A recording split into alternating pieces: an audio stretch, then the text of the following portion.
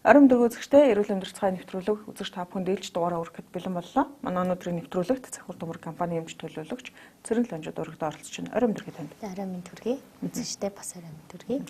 За бидний өнөөдрийн ярилцлах сэдвийг танилцуулаач те. За тийм өнөөдөр одоо бидгээд уушигны ярхаг бөглөрөлт өвчний тухай ярилцсан. За тийм уушигны ярхаг бөглөрөлт өвчин гэж яг юу юм те. За яг одоо шинж тэмдгийн шинж тэмдгийн юу юм, дэмчилгээний юу юм гэж ярилцсан. За юуны одоо ямар шалтгааны улмаас тэгвэл энэ одоо өвчлөл үүсэж байгаа юм бэ те эндээсээ байгаа.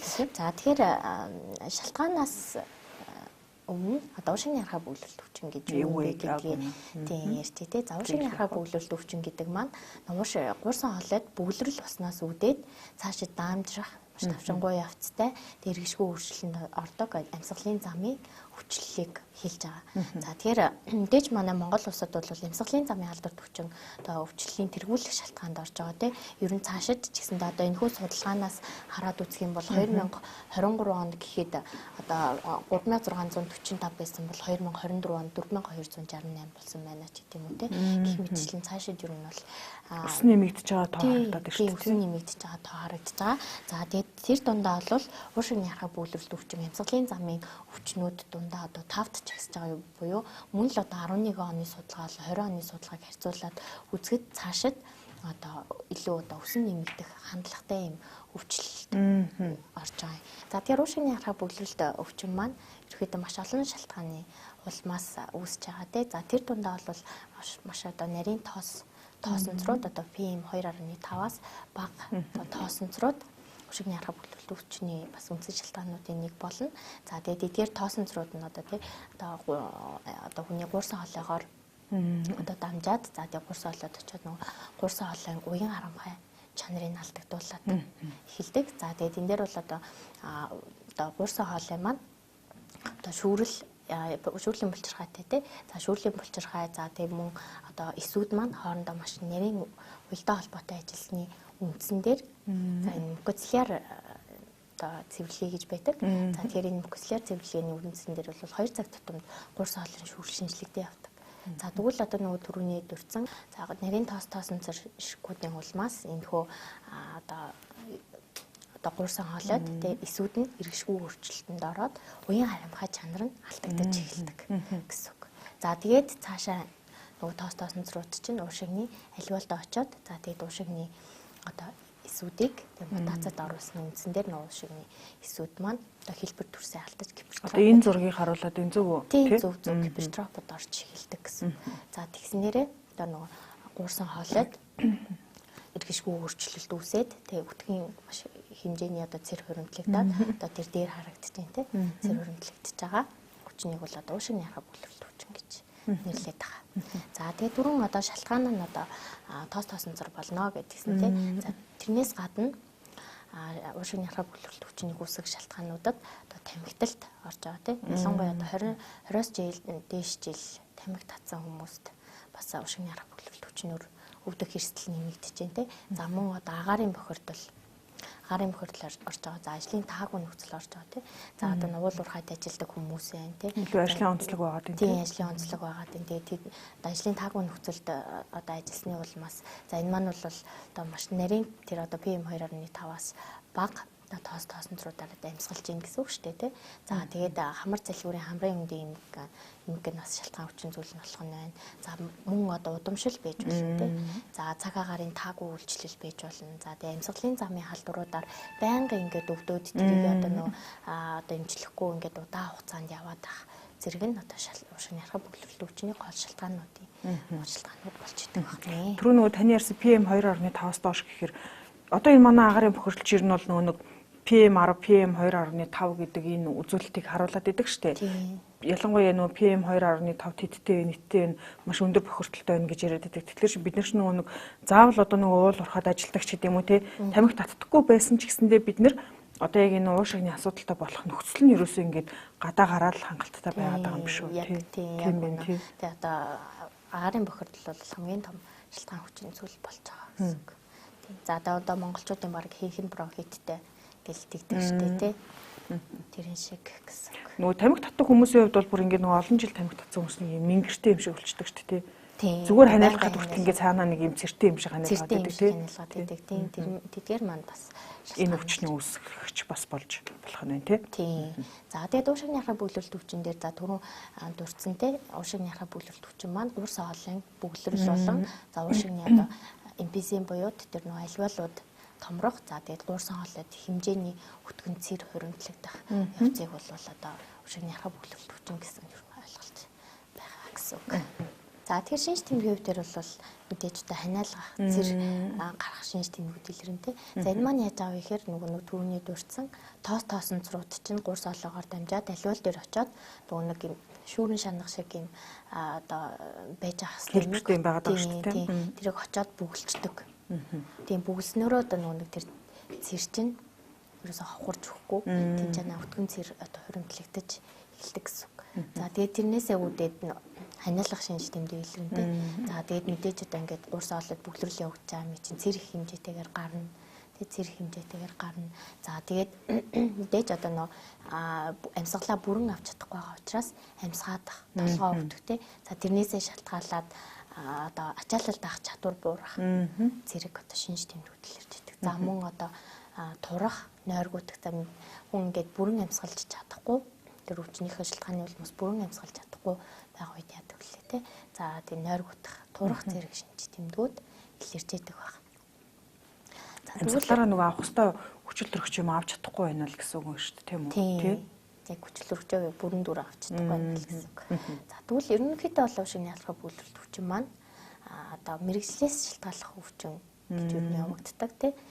За тэгээд хэрвээ одоо ялангуяа уул уурхайд ажиллаж байгаа тийм тоосжилт ихтэй орчинд ажиллаж байгаа хүмүүст бол тэгэл одоо ингээд ажлын онцлогоос шалтгаалаад уушигны хараа бүлрэлт өвчин гэдэг юм үүсэж байгаа гэсэн үг. Ялчгүй бас тэр өвчин бас ялчгүй ингээд тусах одоо юу нөхцөл нь бүрдсэн учраас ер нь ажлаасаа гараад одоо тэтгэвртээ суулаач гэсэндээ хожимо яг энэ өвчнөөр өвчлөх одоо хамгийн магадлал өндөр хүмүүс л гэж ойлгох нь шүү дээ. Тийм. Тэгэхээр одоо тэр ажиллаж байгаа хугацаанд тэр уул уурхайд ажиллаж байгаа хугацаанд ерөөсөө байнгын уушгаа цэвэрлэх, уушгаа одоо дэмжих, үйл ажиллагааг дэмжих одоо бүтээгдэхүүнүүдийг хэрэгжилж ивэл бас зүгээр гэсэн.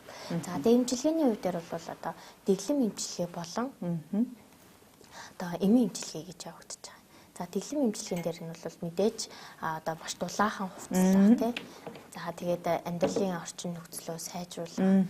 За хэрвээ одоо утаа ихтэй орчинд амьдардаг бол цэвэр агаартай орчинд амьдрах ч гэдэг юм уу тий. За тэгээд эрүүл шимт ижэлтэй хоол хүнс одоо хэрэглэх тий. Ялангуяа одоо шимт ижэлээр баялаг хүнсний нохоонд банк хэрэгжилж авах хэрэгтэй. Дасгал хөдөлгөөнд тогтмол хийж авах хэрэгтэй тий. Биеэ жирэгжүүлж авах хэрэгтэй. За тэгээд амьсгалын зөв дасгал гэдэг юм бас хийж сурах хэрэгтэй тий. Одоо амьсгалын зөв дасгал гэж YouTube-ээр байдаг шүү дээ тий. Амьсгалын зөв дасгал хийж сурах нь бас их чухал гэдэг. Бид бас нөгөө өмнөх дугаартаа яаж одоо нөгөө зөв амьсгал гэхээс илүү нөгөө бүрэн амьсгал гэж яриад тайлбарлаад байлаа л дээ. Бүрэн гүйцэд амьсгал тий. Хевлигээ ингээд бүр төмбигээд одоо дүүртэл нь тий. Хевлигээр ингээд дүүртэл амьсгал аваад тэрийгэ маш удаанаар ингээд аажуухан гаргаснараа энэ нь бүрэн гүйцэд амьсгал болдог тий. Тэгээ бүрэн гүйцэд амьсгал авснаар нөгөө биеийн бүх хэсэгт одоо энерги эрчим одоо юу гэдэг тэр амьсгалаар орж байгаа хүчил төрөгч одоо гарын хурууны үзүрт хүртэл одоо хүрчих буюу боломжтой гэж байгаа байхгүй юу. Тэгээ тэрүүгээрээ эргээд одоо нөгөө уушигны үйл ажиллагааг дэмжиж идэг гэж тайлбарлаж өгсөн юм байна. Тэгээ өмнөх дугаарт яг ингэж ярьсан юм байна тий. Яг зөв. За тэгээд эмчилгээнээс гадна урьдчилан сэргийлт гэдэг юм байгаа тий. Урьдчилан сэргийлтээр бол анхдагч болон хоёр дахь урьдчилан сэргийлт гэж байдаг. За анхдагч урьдчилан сэргийлт дээр маань одоо энэ нөө дэглэм эмчилгээнд орж байгаа эдгээрүүд тий. Эдгээрүүд бол орж байгаа гэсэн. Ер нь байнгын дасгал хөдөлгөөнд тогтмол хийх гэдэг тий. Амьдралын зөв хөвшил гэдэг маань анхдагч урьдчилан сэргийлт нь орчихно. За тэгвэл хоёр дахь урьдчилан сэргийлтийн үед яах вэ гэхээр ерөөсөө уушигны хараа бүглэрэлт өвчнөөр онцлогдсон хүмүүс цаашаа сэдрэхгүй байх тий. Өвчнийг одоо даамжруулахгүй байх. Тий одоо ямар нэгэн байдлаар уушигны хараа бүглэрэлт өвчнөөр нас баралтыг одоо бууруулах зэрэгт чиглэж байгаа гэсэн. За эмийн эмчилгээнд бол дэж намжрал үеийн эмчилгээ болон сэдэрлийн үеийн эмчилгээ гэж байгаа. За сэдэрлийн үеийн эмчилгээг бол заавал эмчийн зааврын дагуу эмчэд үзүүлээд онцлуулаад эмчийн зааврын дагуу хэрэглэнэ. За тэгээд харин яг одоо юуны үед бол Урьдчилан тийм намжимал үед нь бол кофлет сироп болон бризол шахмал гэдэг хоёул одоо хямлаан бүтээгдэхүүнүүд байгаа даа тий. За тэр хоёрыг одоо хасраад хэрэглэж болно. За тэгээд энэ кофлет нь бол одоо гуурсан хоолой тэлэх үйлдэлтэй, цэрэг одоо ховлох үйлдэлтэй тий. За нянгийн эсрэг, үрслийн эсрэг, антиоксидант, бризол шахмал юм маань ч гэсэн ялгаагүй. Одоо яг эдгээр үйлдэлүүд байгаа гэсэн гуурсан хоолойг тэлж өгдөг. Тэгээд энэ кофлет сироп одоо бризол сироп хоёрыг одоо хасарч хэрэглэх нь ямар ач холбогдолтой вэ гэхээр одоо мэдээж одоо кофлет сироп маань бол цэрний зурамдгай чанарыг маш сайн багасгаж өгдөг. Тэгээд цэрцээ одоо ингээд нэлээд өвтгөн зунгааралцсан юм байгаа даа шүү дээ тий. Тэрний ингээд салтууд ингээд задлж өгдөг гэсэн. Тэгээд тэгснээрээ одоо цэр маань одоо гадагшлан тий. Рефлексийн замаар ханиалгалт үүсээд гадагшлан. Зүйлээ ханиалгалт үүсээд гадагшлан гэсэн. За тэгээд бризолыг хавсраад хэрэглэх юм бол бризол маань тэр гуурсан хоолой нөгөө нэг тэлэх үйлчлэлтэй буюу тэр уян харимхай чанарыг нэмэгдүүлж өгдөг гэсэн. За тэгээд таглаа дэмжих гэдэг маань бас их чухал тий. Тэгээд одоо ушигны тэр хамгаалах тогтолцоог сайжруулад ирэхээр бас аянда цэр гаралт нь сайжраад тий тэр нөгөө мөнгөцлөөр цэвэрлэгээ чинь сайжраад за тэгээд ушигны харах бүлэвлэлт хүчний одоо сэдэрлийн үе шатнд очихгүй байх боломжийг олгож байгаа гэсэн үг. За дээрэс нь кофлет сиропыг зөвхөн одоо ушигны харах бүлэвлэлт хүчний үе дээр хэрэглэнэ гэж бас ойлгож болохгүй. Тэгээд өрсөлдөн сэргийлэх байдлаар бас хэрэгжилж болно. Одоо хинч хэрэгжилж болно тийм ямар ч насны хүн хэрэглэж болно гэсэн. Ерөнхийдөө бол нэг 2 наснаас дээшээ том хүмүүс ч гэсэн бас хэрэглэж болно. Манай монголчуудын дунд бас нийтлэг ойлголт байдаг нь сиропыг нэг зөвхөн хүүхдүүд хэрэглэнэ гэсэн гэж тийм шүү дээ. ойлголт байдаг тийм. Хүүхдүүдэд зориулсан байна гэдэг. Тийм хүүхдүүдэд л зориулсан байна гэдэг.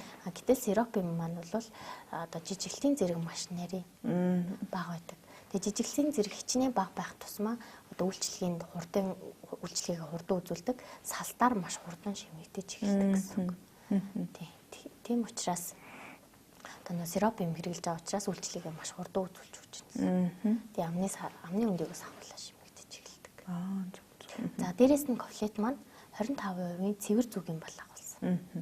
Тийм. Тэгэхээр цэвэр зүгийн бал маань өөрөө угаасаа цэрэг ховлох шинэлэх үйлдэлтэй гэдгийг бас мэдж байгаа тийм. Тэгэхээр ер нь бол одоо ингээд зүгээр ингээд ханиалгаад байгаа хүмүүс ч гэсэндээ тийм маш их хэмжээний өтгөн цэртэй ханиалгаад байгаа хүмүүс ч гэсэндээ кофлет сиропыг бас хэрэглэх боломжтой.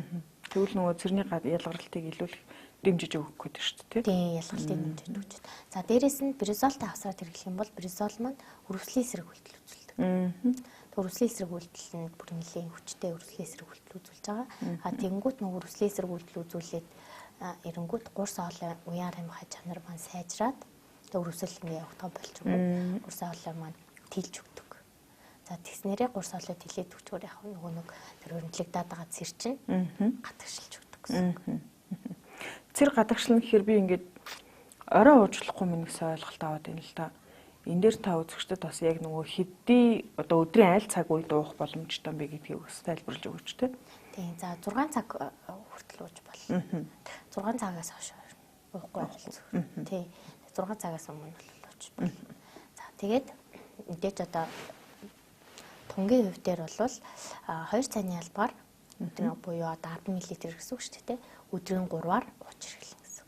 Насан турш хүмүүс. Тийм, насан турш хүмүүс. Хүүхдүүд бол нэг жижиг цайны албаар өдөрт 3 удаа буюу 5 мл-ээр өдөрт 3 удаа болгож болно. 3 шилийг уугаад нэг одоо курс гэж ойлгох юм. Тэгээд хэсэгтээ завсарлана гэж ойлгох уу? За ер нь бол тухайн хүнийхээ нөгөө онцлогоос шалтгаална. Тийм цэрний хэрвээ гаралт нь их байгаад ах юм бол цаашаа үргэлжлүүлэх хэрэгжилж болно. Ер нь бол уучлан сэргийлэх байдлаар одоо нөгөө уулуурхад ажилладаг хүмүүс одоо нэг сармаар ажиллаад амраад явдаг шүү дээ. Тийм хүмүүс бол тэр сарынхаа хугацаанд тийм сарынхаа туршид тэр кофлет сиропыг хэрэглээд уушигны үйл ажиллагаагаа дэмжиж иж болно гэсэн үг. Нөгөө ургамлын гаралтай гэдэг утгаараа удаан хугацаанд уусан ч гэсэн ямар нэгэн нөгөө гаж нөлөө бид үзүүлэх одоо дасал антибиотикийн дасал гэдэг шиг юм байхгүй гэдэг талаас нь бас сайхан тайлбарлаж өгч тээ. Тийм ер нь бол одоо ургамлын гаралтай юмнууд маань бол одоо үйлдэл нь удаан илэрч байгаа ч гэсэндээ тэр үйлдэлээ илүү удаан барьдаг. За одоо өргөс авцсан шиг бас биш те. Тийм өргөс авцсан юм шиг биш. тий. Уушигны харахад бөглөлт өвчнөр онцлогдлоо. За эсвэл одоо ингээд ханиад үрлээ гэл зүгээр дор хаяжил ингээд ханиад үрлээ гэхэл бид нар 5 хоног гэж яддаг байгаа шууд итгэрчтэй үлээ тий. Тий. Тэр маань ингээд бүр зүгээр шууд өргөс авц юм шиг зүгээр болчихгүй шүү дээ тий. За тий. Тэгвэл одоо юу нэг кофлет сироп маань бол үйлдэл нь айжмаар илрээд тэгээд тэр үйлдэлээ маш сайн одоо хадгалдаг тийм барьж өгдөг гэсэн. Тэрүүгээр хамслагтай байгаа. Баярлалаа чи. Энэ уушигны бөглөрөлт өвчин гэдэг тэгэхээр сая яг ингээд илүү одоо нөгөө ажлын онцлог нөхцлөөс шалтгаалаад энэ өвчнийг одоо тусах эрсдэлтэй бүлгийн хүмүүс гэж байна.